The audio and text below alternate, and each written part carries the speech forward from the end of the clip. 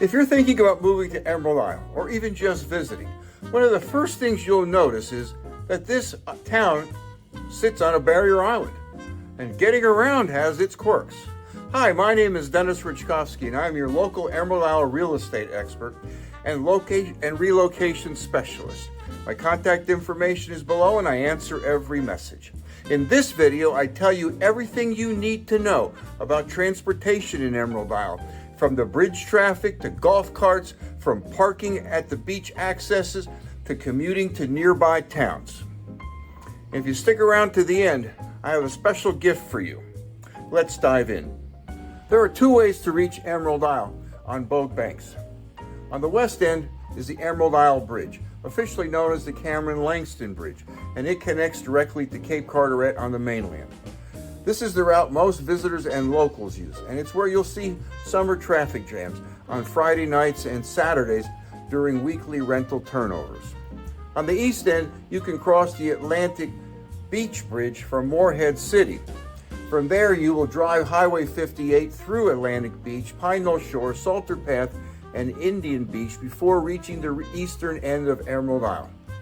Keep in mind that the speed limit is 35 miles per hour the whole way. And in peak season, that drive takes longer than most newcomers anticipate. But here's the thing. Two bridges might sound limited, but it actually beats the alternatives. Ocracoke and Bald Head Island, for example, have no bridges at all. You're stuck waiting on ferries. Nags Head relies on Highway 12, which floods even if you whisper the word storm. And Sunset Beach still uses an old swing bridge with a replacement that's been under construction forever. The completion date keeps getting kicked like a can down the calendar. Compared to those, Emerald Isle's two bridges are looking pretty good. And once you're here in Emerald Isle, the main road is Emerald Drive, officially known as North Carolina Highway 58. And here's something people don't always realize. For most of the island, Highway 58 is just two lanes. There are very few dedicated turn lanes until you reach about milepost 20 in western Emerald Isle. That means in summer, if somebody's turning left ahead of you, traffic stacks up rather quickly, especially near busy beach access. The flip side, in fall, winter, and spring, North Carolina 58 is wide open and traffic moves rather easily. Golf carts are a part of the Emerald Isle lifestyle, but let's be honest, they have their limits. There are no dedicated golf paths in town, and motorized vehicles are not allowed on the Emerald Bicycle Path. By law, golf carts can only run on streets with a speed limit less than 35 miles per hour, unless your golf cart is fully street legal with a North Carolina license tag. You cannot drive on Highway 58. That makes getting around town rather tricky. Where golf carts really help is if you're staying more than one or two rows back from the beach. They're perfect for quick trips to the nearest beach access. But know this, golf cart parking on Ocean Drive is limited. Still, it's better than the no car parking at all at most accesses. In fact, at all accesses. And here's where the reality check kicks in. Golf carts are hot, sticky, and have no AC in summer. And in winter, they're cold, windy, and have no heat. I've spent many a day in Bald Head Island where carts are the only way to get around, and I've done that in every season. Trust me, they are fun. They are novel for about a day or so. But they're not comfort vehicles. And one more thing. This isn't Walt Disney World or Bald Head Island. Don't let your 10-year-old drive the cart. It's still a vehicle, and the same safety rules and street rules apply. Parking remains one of Emerald Isle's biggest challenges. The town has over 30 public beach accesses, but most are walk-up only. The two large day tripper lots, Eastern Regional and Western Regional, offer bathrooms, showers, and bigger parking areas, but they fill up quickly in summer and they are expensive. And if you're renting a house, you'll park at the property.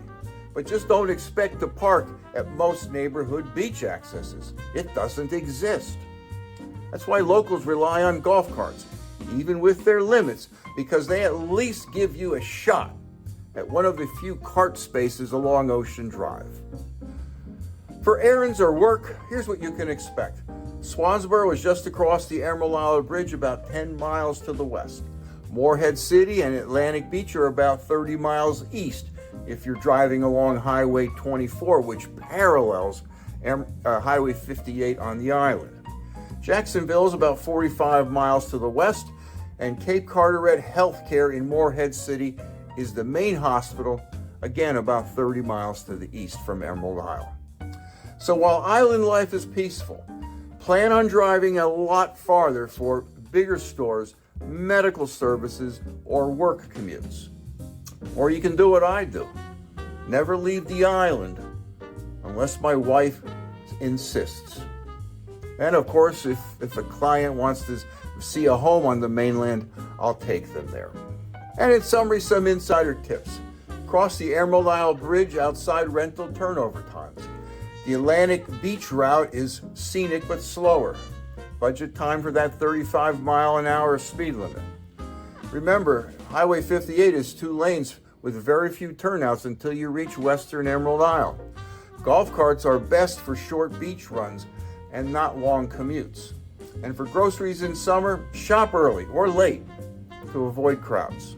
So that's what it's like about getting around here in Emerald Isle. 2 bridges that beat all alternatives, a 2-lane highway with its quirks, golf carts that are more practical than glamorous, and a rhythm that changes with the seasons. Once you know the pattern, it's easy, and that's part of the charm of island life. And now, as promised, here is my gift. Like, comment, subscribe, or call or text me at 919-308-2292, and I'll send you a copy of my book, Live Where You Vacation. It's a $13 value, absolutely free. It contains insider tips on living on the North Carolina Outer Banks with a special emphasis on Bogue Banks and the town of Emerald Isle. Likes and subscribers help me with YouTube, and comments tell me what my viewers want to learn about next. Thanks for watching, and I'll see you in the next video.